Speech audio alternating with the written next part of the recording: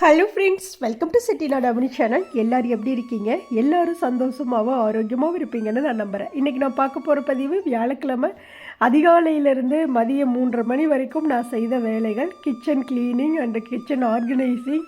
அப்புறம் பார்த்திங்கன்னா நம்மளுடைய அன்னபூர்ணி தாயாருக்கு அழகாக ஒரு லைட் வாங்கியிருந்தேன். அதை வந்து ஷார்ட்ஸில் கொடுத்துருந்தேன். நிறைய பேர் கேட்டிங்க. அதை பற்றியெல்லாம் இந்த விலாகில் வந்து பார்க்கலாம். கண்டிப்பாக இந்த விலாக் உங்கள் எல்லாருக்குமே ரொம்ப யூஸ்ஃபுல்லாக இருக்கும் அப்படின்னு நான் நினைக்கிறேன். இந்த விலாக் பிடிச்சிருந்தது அப்படின்னா செட்டிநாடு அமனி சேனலில் சப்ஸ்கிரைப் பண்ணிக்கோங்க. வீடியோ பார்க்குற எல்லோரும் கண்டிப்பாக ஒரு லைக் கொடுத்துட்டு எல்லாருக்கும் ஷேர் பண்ணுங்கள். ஓகே, வாங்க இப்போ நம்ம வீடியோக்குள்ளே போக ஆரம்பிக்கலாம். அதிகாலையிலே பிரம்ம முகூர்த்த நேரத்தில் எந்திரிச்சாச்சு. வாசல்லாம் நல்லா மாப் போட்டு விட்டு அழகாக ஒரு சிம்பிளாக ஒரு ரங்கோலி கோலம் தான் போட்டு விட்டேன். இதோட ஃபுல் வீடியோ நேற்றே நான் வந்து பதிவாக கொடுத்துட்டேன். இப்போ காலையிலேருந்து நான் செஞ்ச வேலைகளை கொஞ்சம் கொஞ்சம் வந்து இதில் வந்து கிளிப்பிங்காக சேர்த்திருக்கேன். அதுக்கப்புறம் தான் நான் இந்த கோலமெல்லாம் முடித்து பூஜைகள்லாம் பண்ணதுக்கப்புறம் ஃபுல் வீடியோவாக நான் வந்து காட்டியிருப்பேன். இப்போ காலையிலே கோலம் போட்டுட்டு அப்படியே ஃபுல்லாக வந்து 2 பக்கம் தீபமெல்லாம் ஏற்றிட்டு அதுக்கப்புறம் சாம்பிராணி காட்டி விட்டுட்டு அப்படியே கற்பூர ஆரத்தையும் காட்டி விட்டுட்டு அப்புறம் அப்படியே ஸ்ட்ராங்காக ஒரு காஃபி வைக்க ஆரம்பிச்சிட்டேன். ஒரு சிஸ்டர் வந்து கேட்டிருந்தீங்க, என்ன அப்படின்னா, அக்கா சாமி கும்பிட கும்பிட கஷ்டங்கள் நிறைய வரும்னு சொல்கிறாங்க, அது உண்மையா அப்படின்னு சொல்லி கேட்டிருந்தீங்க. அப்படியெல்லாம் கிடையாது. நம்மளுக்கு வர்ற கஷ்டங்கள் போகிறதுக்காக தான் நம்ம சாமியே கும்பிட்றோம் இல்லையா? அது அப்படி நிறைய பேருக்கு ஒரு ஃபீல் ஏற்படும். நிறைய பேர் சொல்லியுமே நான் கேள்விப்பட்டிருக்கேன். என்ன அப்படின்னா, சாமி அதிகம் கும்பிட கும்பிட தாங்க கஷ்டமே வருது அப்படின்னு சொல்லுவாங்க. அது வந்து கடவுள் வந்து நம்மளுக்கு கொடுக்கக்கூடிய ஒரு சோதனைகள். அதெல்லாம் மீறி நாம் வந்து உன்னை நான் நான் பிடிச்சிக்கிட்டேன், உன்னை தவிர எனக்கு லைஃப்பில் வேறு யாருமே இல்லை, இந்த உலகத்திலே யாரும் இல்லை, நீ தான் என் வழி காட்டணும் அப்படின்னு சொல்லிட்டு நம்ம அவருடைய கையவோ பாதத்தையோ இறுக்கி பிடிச்சிக்கிட்டோம் அப்படின்னா, நான் உன்னோட கையை பிடிச்சிருக்கேன், என்னை வழிநடத்தி கொண்டு போ அப்படின்னு நம்ம வந்து சொன்னோம் அப்படின்னாவே போதும். எல்லா தெய்வங்களும் நம்மளுக்கு வந்து எந்த ஒரு கஷ்டம் இல்லாமல் நம்மளுடைய கஷ்டங்கள் எல்லாத்தையுமே வந்து தகர்த்து எறிஞ்சிடுவாங்க. நம்பிக்கையோடு செய்யுங்க. எல்லாருக்குமே அந்த ஒரு ஃபீல் ஏற்படும். என்ன அப்படின்னா, எனக்குமே ஃபஸ்ட்டெல்லாம் சாமி கும்பிடுறப்போ நிறைய கஷ்டங்கள்லாம் இருக்கத்தான் செய்யும். ஆனாலும் நம்ம தொடர்ந்து நம்ம கும்பிட்டுட்டே இருந்தோம் அப்படின்னா அந்த கஷ்டங்கள் எல்லாமே அப்படியே கொஞ்சம் கொஞ்சம் கொஞ்சம் கொஞ்சமாக பனி உருகிறத போல் நம்ம கஷ்டங்கள் எல்லாமே கரைஞ்சு போயிடும். கண்டிப்பாக வந்து நம்பிக்கையோடு செய்யுங்க. மனசை விடாதீங்க. நம்மளுக்கு சாமி கும்பிடாத நீங்கள் சாமி கும்பிடாமல் இருந்தால் மட்டும் கஷ்டம் தீர்ந்துருமா? இதுலையாவது நம்மளுக்கு ஒரு மன அமைதி கிடைக்கும். நம்ம குடும்பத்தில் வந்து சந்தோஷம் நிலைக்கிற மாதிரி இருக்கும். வீட்டில் ஒரு தீபம் ஏற்றணும் அப்படின்னா அந்த வீடு வந்து கோவில் மாதிரி ஆகும், தெய்வீகம் நிறைஞ்சிருக்கும். அப்போ நம்ம மனசு வந்து அமைதியாக இருக்கும். நீங்கள் எதுவுமே இல்லாமல் சண்டை நடந்துருச்சு, பிரச்சனைகளாக இருக்குது அப்படின்னு மூளையில் முடங்கி இருந்தீங்க அப்படின்னா அந்த வீடே ஒரு மாதிரி மூதேவி பிடிச்ச வீடு மாதிரி தான் இருக்கும். அதனால் எத்தனை கஷ்டம் வந்தாலும் சரி, நல்ல தீபம் ஏற்றுங்க, மனதார சாமி கும்பிடுங்க, உட்காந்து தெய்வத்துக்கிட்ட பேசுங்க. காலையில் பிரபஞ்சத்திட்டம் ரொம்ப பேசுங்க. நான் இதை பற்றி ஒரு விலாக் நான் தனியாக கொடுக்குறேன். அது எல்லாருக்கும் இன்னும் ரொம்ப யூஸ்ஃபுல்லாக இருக்கும் அப்படின்னு நான் நினைக்கிறேன். ஏன்னா அந்த பிரபஞ்ச நேரத்தில் காலையில் அதிகாலையில் எந்திரிச்சு அந்த பிரபஞ்சத்திடம் நம்ம பேசணும். நேரடியாக பேசவே நம்மளுக்கு எல்லாமே மாற ஆரம்பிக்கும். அதை பற்றியெல்லாம் நான் அடுத்த ஒரு விலாக் வந்து ரொம்ப டீட்டெயில்ஸாக நான் வந்து சொல்கிறேன். அதுக்கப்புறம் கோலமெல்லாம் போட்டு முடிச்சுட்டு வெளியில் வந்து வாசலில் சிம்பிளாக ஒரு ரங்கோலி கோலம் தான் போட்டிருந்தேன். ஏன்னா உள்ளேயே நம்ம வந்து காலையிலே நேரத்துலேயே வந்து நல்லா அழகாக கோலமெல்லாம் போட்டு தீபம்லாம் ஏற்றிட்டோம் இல்லையா? அதனால் வெளியில் சிம்பிளாக தான் போட்டுட்டு அதுக்கப்புறம் வந்து ஒரு ஸ்ட்ராங்காக ஒரு காஃபி வச்சு குடிச்சிட்டு அதுக்கப்புறம் என்னோடய சமையல் வேலையை செய்ய ஆரம்பிச்சிட்டேன். முதல் நாளே பார்த்தீங்க அப்படின்னா இந்த மளிகை ஜாமான்லாம் வாங்கிட்டு வந்து அப்படியே பரப்பி வச்சுட்டேன். ஏன்னா நைட்டு கொட்டி வைக்கலான்னு நினச்சேன். ரொம்ப டயர்டாக இருந்ததுனால சரி இருக்கட்டும், காலையில் நம்ம வந்து கம்ப்ளீட்டாக அந்த வேலையெல்லாம் முடிச்சுட்டு எல்லோரும் கிளம்புனதுக்கப்புறம் அடுத்து நம்ம வேலைகளை நம்ம பொறுமையாக செஞ்சுக்கலாம் அப்படின்னு அதே இடத்துல அப்படியே வச்சுட்டேன். அதுக்கப்புறம் நைட்டு முதல் நாள் ஈவினிங்கே வந்து இந்த காயெல்லாம் நிறைய இருந்ததுன்னு பறிச்சாந்து வச்சாச்சு. அப்புறம் காலையில் சரி முருங்கைக்காய் சாம்பார் செஞ்சுக்கலாம் அப்படின்னு சொல்லிட்டு சாம்பார் தான் செஞ்சேன். நான் எப்படி சாம்பார் செய்வேன் அப்படிங்கிறத நான் வந்து காட்டுறேன். ரொம்ப சிம்பிளாக தான் இருக்கும், ஆனால் ரொம்ப ரொம்ப டேஸ்ட்டாக இருக்கும் இந்த சாம்பார். இது வந்து தோசை, இட்லி எல்லாத்துக்குமே ரொம்ப நல்லாயிருக்கும், சாப்பாட்டுக்கும் ரொம்ப நல்லாயிருக்கும். இப்போ அடுப்பில் வந்து ஒரு கடாய் வச்சுட்டு கடாய் சூடானதும் கொஞ்சமாக எண்ணெய் சேர்த்துக்கோங்க. அதில் கொஞ்சம் கடுகு சேர்த்துட்டு கொஞ்சம் வந்து வெந்தயம் சேர்த்துக்கோங்க. பெரும்பாலும் பார்த்திங்கன்னா வெந்தயம் வந்து யாரும் சேர்க்க மாட்டாங்க. ஆனால் நீங்கள் சாம்பார் வைக்கும்போது வெந்தயம் சேர்த்து பாருங்கள், ரொம்ப டேஸ்ட்டாக இருக்கும். அதோட மனம் வந்து ரொம்ப சூப்பராக இருக்கும். அது கூட ஒரு ஸ்பூன் ஜீரகம் சேர்த்து நல்லா வந்து பொரிய விட்டுருங்க. ஒரு துளி பார்த்தீங்க அப்படின்னா கொஞ்சமாக வந்து கடலைப்பருப்பும் போட்டுக்கலாம். அதே போல் வெள்ளை உளுந்தும் போட்டும் நம்ம வந்து தாளிச்சிக்கலாம். இந்த தாளிதம் நல்லா பொரிஞ்சு வந்தால் தான் மனமே நல்லா இருக்கும். அது கூட பார்த்திங்கன்னா கருவேப்பிலை, நம்ம வெட்டி வச்சுருந்த பச்சை மிளகா, நீங்கள் காரத்துக்கு தகுந்த மாதிரி எது வேணாலும் சேர்த்துக்கோங்க. நான் ஒரு 4 மிளகாய் சேர்த்துருக்கேன். அது கூட ஒரு 2 பெரிய வெங்காயம். எப்போதுமே சாம்பாருக்கு வந்து பெரிய வெங்காயத்தை நீளமாக ரொம்ப நைஸாக வெட்டினோம் அப்படின்னா சாம்பாரும் ரொம்ப டேஸ்ட்டாக இருக்கும். அந்த திக்னஸ் கொஞ்சம் கிடைக்கிற மாதிரி இருக்கும். இன்னொன்று, அந்த பெரிய வெங்காயத்தை நம்ம வந்து எடுத்து சாப்பிட்ற மாதிரி இருக்கும். இப்போ ஒவ்வொரு குழம்புக்கும் ஒவ்வொரு மாதிரி தான் வெங்காயம் வெட்டணும். சாம்பாருக்கு அப்படின்னா நீளமாக வெட்டணும். இது மற்ற பொரியல் எதுக்காக இருந்தாலும் நம்ம குட்டி குட்டியாக வெட்டுவோம். அப்படி தான் வெட்டணும். அதே போல் புளிக்குழம்புக்கும் நல்லா நீளமாக வெட்டி போட்டாலும் நல்லாயிருக்கும். அதுக்கப்புறம் இருந்த முருங்கைக்காயெல்லாம் கொஞ்சமாக எடுத்து வச்சுட்டு கொஞ்சம் மட்டும், ஏன்னா அது வேஸ்ட்டாக போயிடும் அப்படிங்கிறக்காக சரி கொஞ்சம் மட்டும் அப்படியே வந்து சின்ன சின்னதாக கட் பண்ணிவிட்டு நல்லா தண்ணியில் கழுவிட்டு அந்த தாளிதத்துலேயே சேர்த்துக்கலாம். அந்த தாளிதத்துலேயே ஒரு 5 நிமிஷம் வந்து அப்படியே வதங்கட்டும். அது கூட பார்த்திங்கன்னா அதுக்கு முன்னாடியே வந்து ஒரு லெமன் சைஸ் அந்த அளவுக்கு பார்த்திங்கன்னா புளி நான் வந்து ஊற வச்சுட்டேன். அது அப்படியே ஊறிட்டு இருக்குது.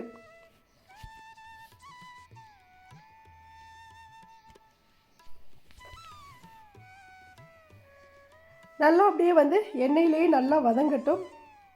அதுக்கப்புறம் சாம்பார் தூள் சேர்த்துக்கலாம். சாம்பார் பொடி எது வேணாலும் சேர்த்துக்கலாம். நீங்கள் வந்து பெரும்பாலும் சில பேர் பார்த்தீங்க அப்படின்னா பெருங்காயத்தூள் சேர்ப்பாங்க. நான் வந்து அவ்வளோவா வந்து பெருங்காயத்தூள் சேர்க்க மாட்டேன். ஏன்னா அந்த பொடியிலேயே பெருங்காயத்தூளெல்லாம் இருக்கும். அதனால் வந்து கரெக்டாக அளவான வந்து சாம்பார் தூள் சேர்த்திட்டு அதையும் சேர்த்து அப்படியே வந்து வதக்கி விட்டுடலாம்.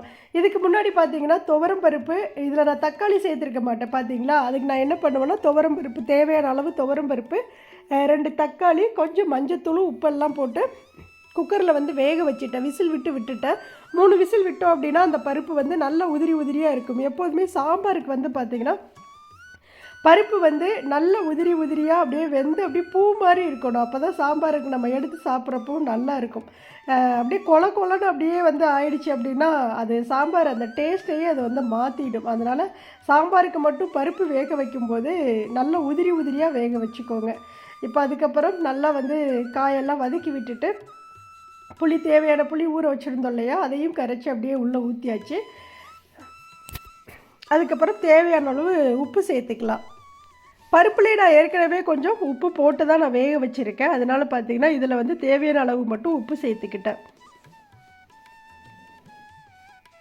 அந்த பருப்பு வேக வைக்கும்போது பார்த்திங்கன்னா துவரம் பருப்பு, தக்காளி, மஞ்சத்தூள், கொஞ்சம் உப்பு போட்டு அப்படியே வந்து வேக வைக்கணும். அது வந்து பொங்கி வராமல் இருக்கிறக்காக ஒரு துளி நல்லெண்ணெய் சேர்த்தோம் அப்படின்னா அந்த பருப்பு நல்லா உதிரி மாதிரி சீக்கிரம் வந்து வெந்துடும். இன்னொன்று வந்து பொங்கியும் வெளியில் வராது. இப்போ அப்படியே தட்டம் போட்டு மூடி வச்சாச்சு. ஒரு 10 நிமிஷம் கழித்து பார்க்குறப்போ நல்லா காயெல்லாம் வெந்து அப்படியே அந்த காய் அப்படியே விரிஞ்சு வந்துருச்சு. அதுக்கப்புறம் நான் வேக வச்சுருந்த பருப்பை வந்து இது கூட வந்து ஆட் பண்ணிக்குவேன். நம்ம நல்லா காய் வெந்ததுக்கப்புறம் தான் பருப்பு சேர்க்கணும். இல்லை அப்படின்னா காய் வேகிறதுக்கு முன்னாடியே நம்ம பருப்பு சேர்த்துட்டோம் அப்படின்னா ஏற்கனவே வேக வச்சுருந்த பருப்புமே பார்த்திங்க அப்படின்னா கொலன்னு ஆகிடும். அதனால் காயெல்லாம் நல்லா வெந்து ஒரு இறக்குறக்கு ஒரு 5 நிமிஷம் அல்லது ஒரு 3 நிமிஷத்துக்கு முன்னாடி நம்ம வந்து பருப்பு சேர்த்தோம் அப்படின்னா கரெக்டாக இருக்கும். அந்த காயோட அந்த பருப்போட டேஸ்ட்டு மிக்ஸ் ஆகுறக்கும் அந்த பருப்பில் வந்து எல்லாம் அந்த குழம்போடு இருக்கக்கூடிய காரம், புளிப்பு எல்லாமே சேர்ந்து கலந்து வர்றதுக்கும் கரெக்டாக இருக்கும். அதனால் ஒரு 5லேருந்து ஒரு 3 நிமிஷம் கடைசியில் சேர்த்தோம் அப்படின்னா அந்த பருப்பு வந்து கரையாமல் நல்லா எப்படி வெந்ததோ அப்படியே இருக்கும்.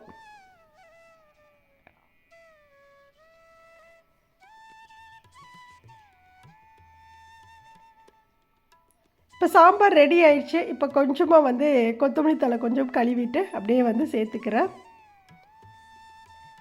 நான் சாம்பார் பார்த்திங்கன்னா நிறைய தான் எப்போதுமே செய்வேன். ஏன்னா சாம்பார் எங்கள் வீட்டில் நிறைய எடுத்துக்குவாங்க. இன்னொன்று பார்த்திங்கன்னா நைட்டுக்கும் வந்து ஆயிக்கும். டிஃபன் செஞ்சாலும் வந்து தோசையோ இல்லை இட்லியோ செஞ்சோம் அப்படின்னா அதுக்கும் ஆயிக்கும் அப்படிங்கிறதுக்கு வேண்டி காலையில் செய்யும் போதே பெரும்பாலும் நைட்டுக்கும் சேர்த்தே செஞ்சுருவேன்.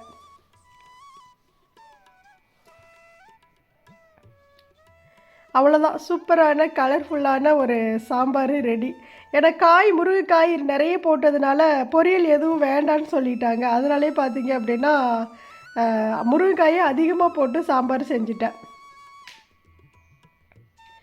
அந்த பருப்பு பாருங்கள் கொஞ்சம் கூட வந்து உடஞ்சி போகலை, அப்படியே கரைஞ்சி போகலை. இந்த மாதிரி சாம்பார் இருந்தால் தான் நம்மளுக்கு ஊற்றி சாப்பிட்றக்கே அது ஒரு இன்ட்ரெஸ்ட் இருக்கும். ரொம்ப கொலன்னு ஆகிட்டு அப்படியே கூழு மாதிரி சில டைம் சாம்பார் ஆகிடும். அப்படி இருந்தது அப்படின்னா சாப்பிட்றக்கே ஒரு மாதிரி பிடிக்காமல் இருக்கிற மாதிரி இருக்கும்.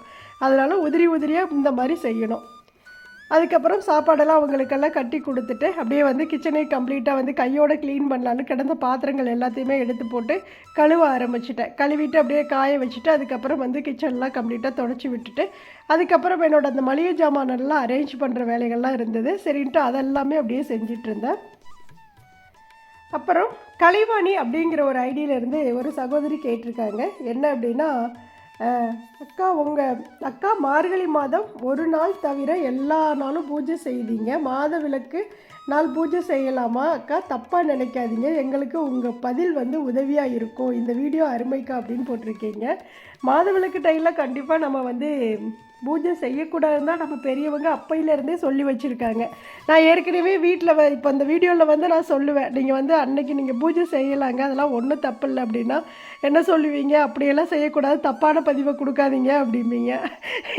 இல்லை, அதெல்லாம் இயற்கையில் வந்து கடவுள் நம்மளுக்கு கொடுத்தது, அதெல்லாம் வந்து தாராளமாக வந்து வெளியில் வந்து பிரம்ம முகூர்த்த தீபமெல்லாம் ஏற்றலாம், அதுக்கெல்லாம் எந்த ஒரு தோஷம் எதுவுமே கிடையாது, தாராளமாக செய்யலாம், பூஜை அறைக்குள்ள மட்டும் போக வேண்டாம் அப்படின்னு நம்ம சொன்னோம் அப்படின்னா அதுக்கும் வந்து என்ன சொல்லுவீங்க, தப்பான பதிவை வந்து கொடுக்காதீங்க அப்படின்னு சொல்லுவீங்க.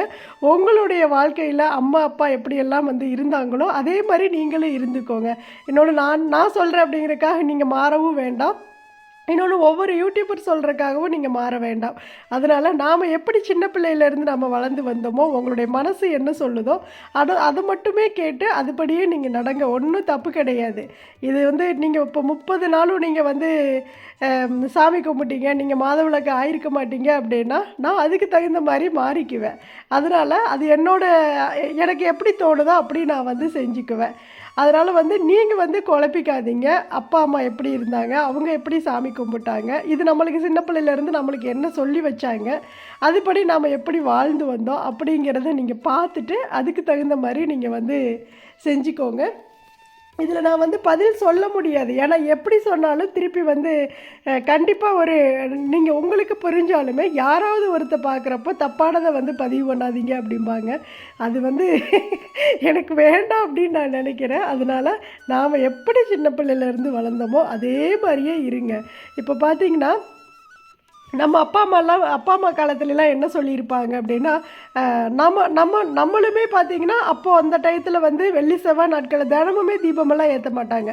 வெள்ளி செவ்வாய் நாட்களில் தீபம் ஏற்றிட்டு என்ன பண்ணுவாங்க, ஃபுல்லாக சாம்பிராணி, பால் சாம்பிராணி தான் போடுவாங்க. இப்போ தான் இந்த கட்டி சாம்பிராணி எல்லாம் வந்திருக்கு. அப்போல்லாம் வந்து பால் சாம்பிராணி தானே. அப்போது வந்து அடுப்பில் தீ எரியும், அதில் போய் தீ எடுத்துகிட்டு வந்து ஃபுல்லாக வீடு ஃபுல்லாக சாம்பிராணி காட்டுறது. அப்போல்லாம் ஒரே ஒரு திரி தான் போட்டு தீபம் ஏற்றுவோம், ஒரே ஒரு விளக்கு மட்டும்தான், ஒரு லட்சுமி விளக்கு மட்டும்தான் ஏற்றுவோம். ஆனால் இப்போ பார்த்தீங்க அப்படின்னா ஒரு துணை விளக்கு எரியணுங்கிறாங்க, ஒரு திரி போடக்கூடாது, 2 திரி தான் போடணும் அப்படின்னு சொல்கிறாங்க. இப்படி நிறைய விஷயங்களை வந்து மாற்றி சொல்கிறப்போ எல்லாருக்குமே அதில் ஒரு குழப்பங்கள் வந்துட்டு தான் இருக்குது. அதனால் நானுமே சில டைம் பார்த்தீங்கன்னா ஒரு திரி போட்டு தான் தீபம் ஏற்றுவேன். அப்போ கமெண்ட்ஸில் போடுவாங்க, ஒரு திரி நீங்கள் போடக்கூடாது, 2 திரி போட்டு தீபம் ஏற்றுங்கக்கா அப்படிம்பாங்க. அப்போ நம்ம அப்பா அம்மா சொல்லி கொடுத்தது என்ன தப்பா? அப்போ அவங்களுக்கு அந்த காலத்தில் அவங்களெல்லாம் வளர்ந்து வந்த விதம் வந்து தப்பா? இல்லை வந்து அவங்க ஒரு திரி போட்டு தீபம் ஏற்றுனதுனால கடவுள் வந்து எந்த அனுகிரகமும் கொடுக்கலையா? அவங்க வாழ்க்கையை அவங்க வந்து வாழலையா? எல்லாமே ஜெயிச்சு எல்லா கஷ்ட நஷ்டங்கள் எல்லாத்துலேயும் இருந்து அனுபவித்து எல்லாத்தையும் மீறி தானே அவங்களும் வாழ்ந்து வந்தாங்க இல்லையா? இப்போ நம்ம 2 திரி போட்டு தீபம் ஏற்றிட்டோம் அப்படின்னா நம்முடைய கஷ்டங்கள் தீர்ந்துருமா? அப்படிலாம் கிடையவே கிடையாது. அந்த காலத்தில் வந்து அது கிடைக்கிறதே பெரிய அபூர்வமாக இருக்கும். ஒரு டைம் திரி கிடச்சிது அப்படின்னாவே அதை வச்சே வந்து தீபம் ஏற்றிட்டு இருந்தாங்க. கொஞ்சம் பஞ்சு, காட்டன் பஞ்சு, அப்போல்லாம் பருத்தி எல்லாம் விதைப்பாங்க, அப்போ அதிலேருந்து பஞ்சை எடுத்துகிட்டு வந்து வச்சுக்குவாங்க, அதை வந்து திரியாக திரித்து போட்டு தீபம் ஏற்றுறேன். நானாக செஞ்சுருக்கேன் சின்ன பிள்ளையில். அது மாதிரிலாம் பஞ்சு அப்படியே வந்து சாணம் கொண்ட வயலில் கொட்டிட்டு மாட்டு சாணம்லாம் கூட்டி அள்ளி கொண்டே கொட்டிட்டு வரும்போதே அந்த பஞ்சு வெடித்து நிற்கும். அதெல்லாம் அப்படியே வந்து பறித்து கொண்டுட்டு வந்து ஒரு கவரில் போட்டு வைப்போம். அதையே வந்து தீபம் ஏற்றையில் ஒரு திரியாக திரித்து தான் வந்து போட்டு தீபமெல்லாம் ஏற்றிருக்கோம். அப்படி கிடைக்காத அந்த காலங்களில் அதெல்லாம் ரொம்ப அபூர்வமாக இருந்த காலங்களில் அந்த ஒரு திரி கிடைக்கிறதே பெரிய விஷயமா இருந்தது. இன்றைக்கி பார்த்தீங்க அப்படின்னா திரியே பல விதமாக கிடைக்கிது, எல்லா விதத்துலேயும் கிடைக்கிது.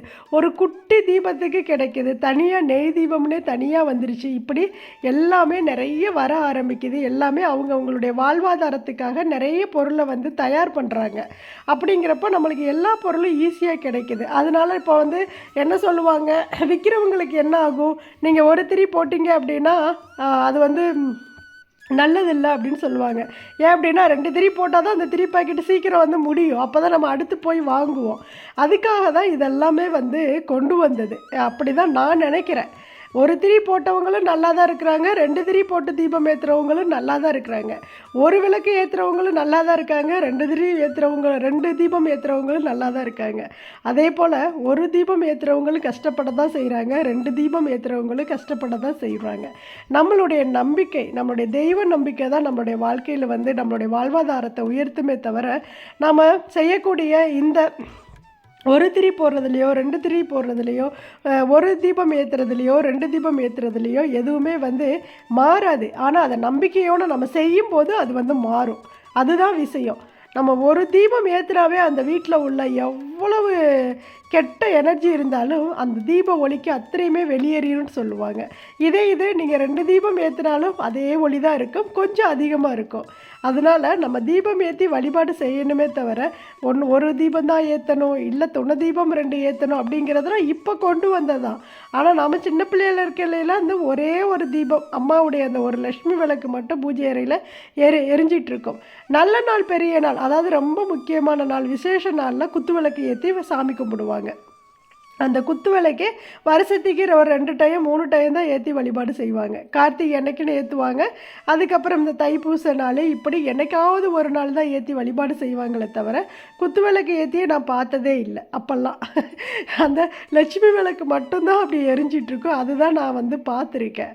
அதனால் கிடைக்காத காலங்களில் வந்து அதெல்லாம் வந்து இருந்தபடி வாழ்ந்தாங்க. இன்றைக்கி நம்மளுக்கு எல்லாமே கிடைக்கிது.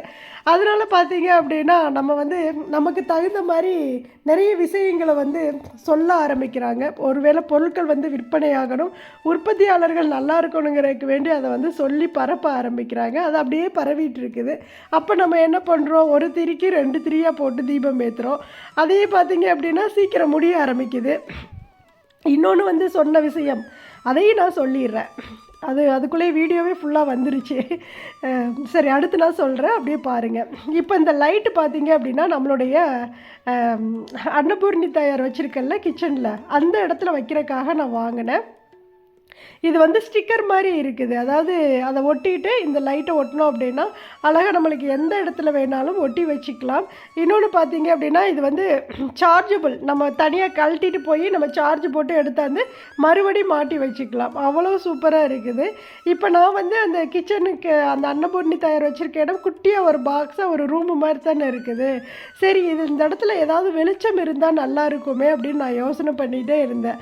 அப்புறம் தான் இந்த லைட்டு வந்து கிடைக்குமான்னு சொல்லிவிட்டு என்னோடய ஹஸ்பண்ட்டை கேட்டேன், எங்கே இப்படி ஒரு ஸ்ட்ரிப் லைட் மாதிரி கிடைச்சா வாங்கி கொடுக்குறீங்களா அப்படின்னு.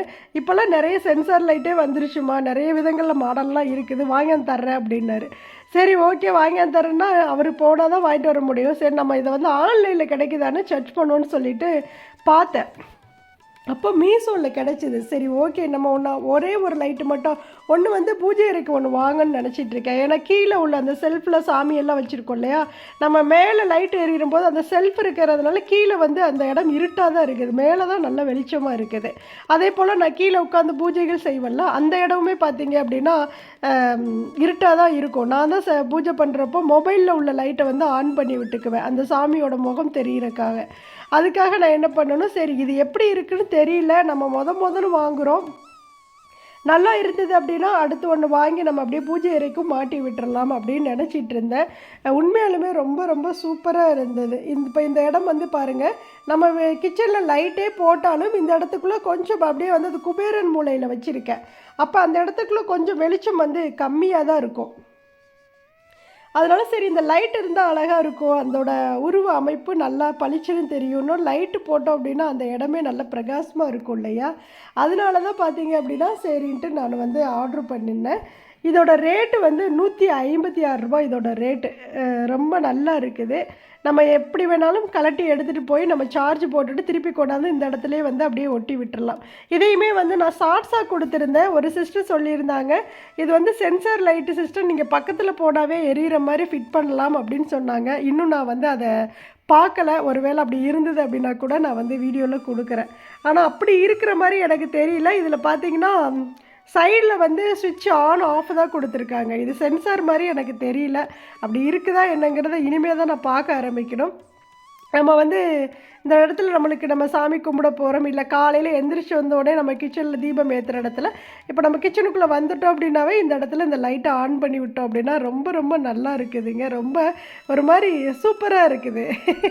அது அது எப்படி சொல்கிறது, உள்ளே வந்தவுடனே நம்ம கிச்சனுக்குள்ளே லைட்டு போடுவோம் இல்லையா, அதே மாதிரியே வந்துட்டு அம்பாளுக்கு மேலே இருக்க லைட்டே அப்படியே ஆன் பண்ணி விட்டோம் அப்படின்னா நல்ல வெளிச்சமாக இருக்குது. தீபம் ஏற்றி வச்சுட்டு நம்ம அப்படியே நம்மளுடைய ரொட்டீன் ஒர்க்கை செய்ய ஆரம்பிக்கலாம். நல்லா இருந்தது. எனக்கு ரொம்ப ரொம்ப பிடிச்சிருக்குது. நிறைய பேருக்கு இது பிடிச்சிருக்குதா சொன்னீங்க. அதே போல் நிறைய சகோதரிகள் சொன்ன கமெண்ட்ஸ் பார்த்தீங்க அப்படின்னா, ஒரு நிமிஷம் நான் அந்த கமெண்ட்ஸை படித்து சொல்கிறேன். ஷார்ட்ஸில் கொடுத்துருந்தேன். லைட்டை ஆஃப் பண்ணிட்டேன். லைட் ஆஃப் பண்ணோன்னே அந்த இடம் எப்படி இருட்டாக இருக்குது. அதுக்கப்புறம் லைட் ஆன் பண்ணுறேன். அதுக்கப்புறம் எப்படி இருக்குன்னு பாருங்கள். ஒரு சகோதரி சொல்லியிருந்தாங்க, சந்தியா கிருத்விக் அப்படிங்கிற ஒரு ஐடி.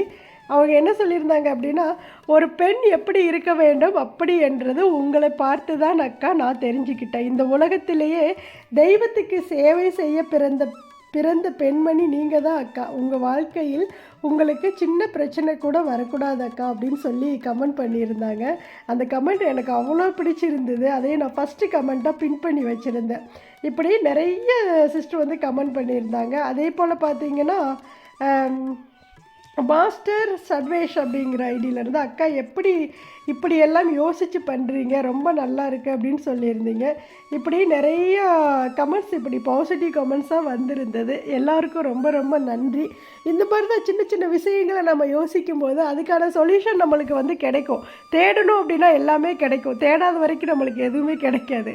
அதுக்காக நம்ம தேடிகிட்டே இருக்கணும், நம்ம உழைச்சிக்கிட்டே இருக்கணும். நம்ம உழைச்சாதான் நம்ம தேடக்கூடிய பொருளையும் நம்ம வந்து வாங்க முடியும். அதனால் சோம்பேறித்தனம் இல்லாமல் பெண்கள் எல்லாரும் தனக்கான ஒரு ஊதியத்தை வந்து உருவாக்கிக்கோங்க. அதிலிருந்து நம்மளுக்கு பிடிச்ச விஷயங்களை வந்து நாம் செய்ய ஆரம்பிக்கலாம். என்றைக்குமே பார்த்தீங்க அப்படின்னா, நான் பல டைம் நம்மளுடைய வீடியோஸில் சொல்லியிருக்கேன், நம்மளுடைய உழைப்பு தான் நம்மளுக்கு வந்து உயர்வை கொடுக்குமே தவிர, நம்ம அதிகமாக சாமி கும்பிட்றதுனாலையோ அதிகமாக வீட்டில் வந்து 1 லிட்டர் எண்ணெய் வாங்கி நம்ம தீபம் ஏற்றுறதுனாலையோ எதுவுமே மாறாது. ஆனால் தெய்வத்துடைய அனுக்கிரகம் நம்மளுக்கு இருக்கும், நம்மளுடைய உழைப்பு இருக்கும். நம்ம உழைக்கக்கூடிய அந்த பலனுக்கு வந்து கடவுள் கொடுக்கக்கூடிய வெகுமானம் தான் நம்மளுக்கான ஊதியம். அதனால் தெய்வத்தோட அனுகிரகத்தோடு நம்ம வந்து உழைச்சிட்டே இருக்கணும். நம்ம உழைச்சிட்டே இருந்தோம் அப்படின்னா நம்ம நினைக்கிறது எல்லாமே நம்மளுக்கு வந்து நடக்கும். அப்போ நம்ம வந்து என்ன பண்ணுவோம், தெய்வத்தை வந்து அதிகம் நம்ப ஆரம்பிப்போம். அப்போ கடவுள் இருக்காரு அப்படிங்கிற ஒரு உணர்வு நம்மளுக்குள்ளே வரும்.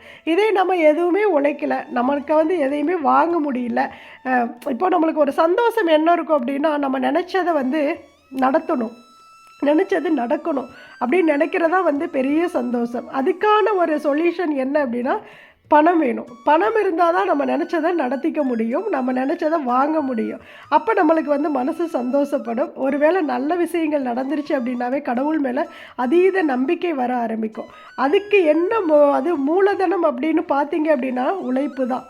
உழைப்பு, அது நம்மளுக்கு எந்த வேலையாக இருந்தாலும் சரி, நம்மளுக்கு பிடிச்ச வேலை, நம்மளுக்கு தெரிஞ்ச வேலையை விடாமல் தொடர்ந்து நம்ம செய்யணும். மனசை விடாமல் சோம்பேறித்தனம் படாமல் நம்ம தொடர்ந்து செய்ய நம்மளுக்கு வாழ்க்கையில் ஒரு முன்னேற்றம் வந்துகிட்டே இருக்கும். அப்போ என்ன ஆகும் அப்படின்னா, நம்ம இப்போ நான் யூடியூப் சேனல் ஆரம்பித்ததுனால தான் இந்த மாதிரி திங்ஸ் எல்லாம் எனக்கு பிடிச்ச திங்ஸை நான் வந்து வாங்குகிறேன். அதை வந்து பார்த்தீங்க அப்படின்னா அதன் மூலியமாக அடுத்த டைம் நான் என்ன பண்ணுறேன், அதை வீடியோவாக காட்டுறேன். அதிலிருந்து எனக்கு பணம் வரத்தான் செய்யுது. இப்படி ஒவ்வொரு விஷயங்களும் எனக்கு பிடிச்ச விஷயங்களை நான் செய்யும்போது அதை நான் வந்து உழைப்பாக நான் வந்து அதை எடுத்துக்கிறேன், உழைச்சிட்டே இருக்கிறேன். இப்போ நான் இவ்வளோ வேலை செய்கிறேன் அப்படின்னா என்னோடய உழைப்பு தான். இதை நான் உங்களுக்கு வீடியோவாக காட்டுறப்போ என்னாகுது அப்படின்னா அதுக்கான ஊதியம் எனக்கு கிடைக்கிது. அதை வச்சு நான் வந்து இந்த மாதிரி பொருட்கள் எல்லாம் வாங்கி நான் சந்தோஷப்பட்டுக்கிறேன். இதுதான் நான் ஃபஸ்ட்டு சொன்னது. அதுக்காக பார்த்தீங்க அப்படின்னா எல்லாருமே உங்களுக்கு அதுக்காக நீங்கள் யூடியூப் சேனலெலாம் ஆரம்பிக்கணும் அப்படின்லாம் நான் யாரையும் கட்டாயப்படுத்த மாட்டேன். அது உங்களுடைய விருப்பம், உங்களுடைய இன்ட்ரெஸ்ட்டை பொறுத்தது. ஆனால் எல்லாருக்குமே ஏதோ ஒரு திறமை வந்து ஒளிஞ்சிருக்கும். அந்த திறமையை வெளிக்கொண்டு வர்ற வரைக்கும் நம்ம வந்து பாடுபடணும். அது ஓரளவுக்கு கிளிக் ஆயிடுச்சு அப்படின்னா நம்ம நல்லா ஆயிடுவோம்.